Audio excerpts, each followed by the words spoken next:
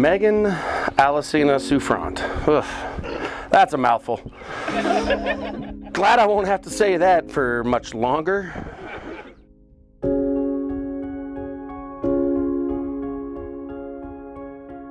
So I was really nervous when we first agreed to write our own vows, just because I am not that romantic, I'm not that creative.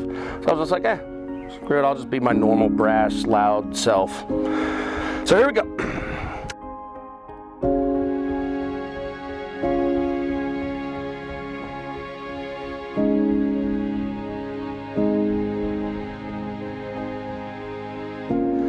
I vow to try and not make fun of you when you say sorry for no reason at all.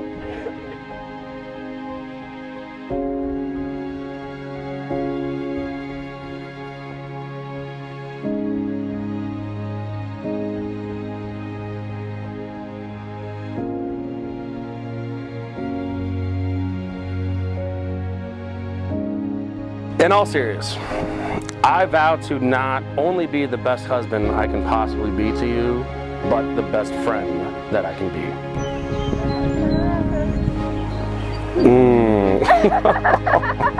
Wow.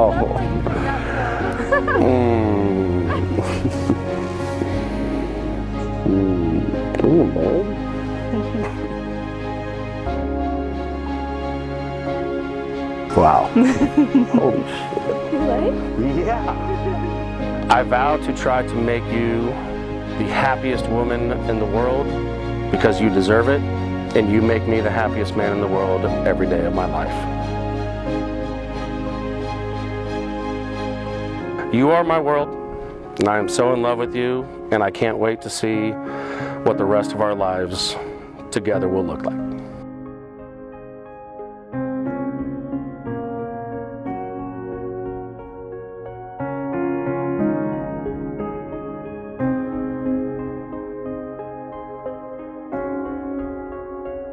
Christopher, I still remember the first time I ever met you.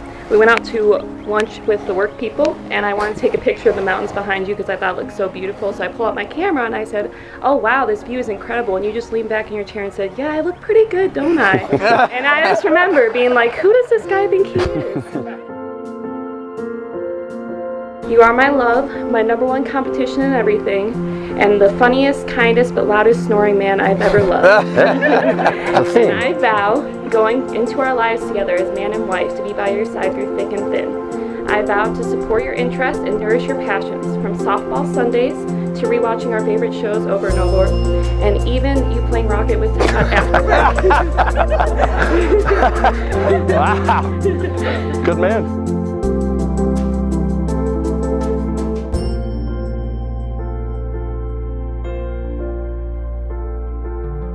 Christopher, no matter what comes our way, I promise my entire heart to you for the rest of our lives, and to love you and be faithful forever.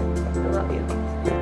All right, for as much as you, Chris, and you, Megan, have openly declared your desires to be united in marriage, and in the presence of God and these honored guests, and have pledged your love to each other, confirming the same by the giving and receiving of rings, I, as a minister of the gospel, and legally authorized by the state of Indiana, now pronounce you husband and wife. You may kiss your bride.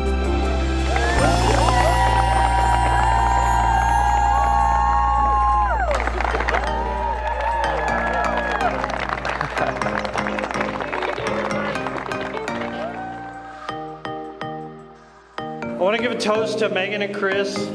Today marks a new beginning for them. I'm sure they're both totally overwhelmed, but thankfully they have each other to rely on. That's one of the best things I love about Chris, is he's always there for Megan. He always treats her right. He always takes care of her. I couldn't ask for a better son-in-law than Chris. When I first met Megan almost 3.5 years ago now, I was a little surprised that my brother brought home such a quiet girl to a not very quiet family. But by the end of the visit, she had fully expressed herself.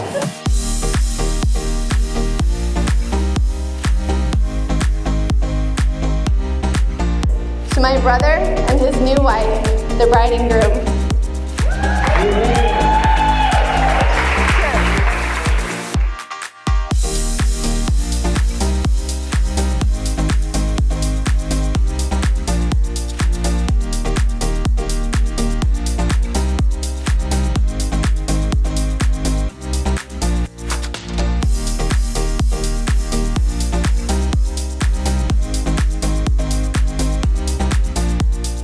Reed has always been my best friend, and so I had one best friend, and now I've got another. So.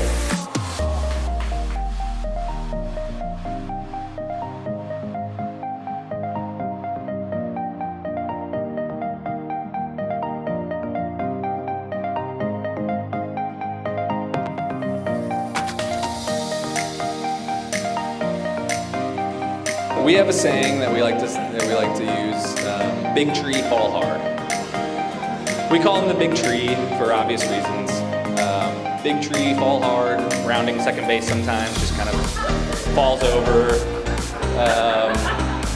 Big tree fell hard at Purdue intramural soccer. I think he tore his ACL.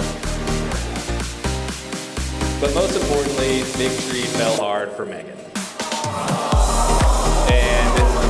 It was by far the hardest of all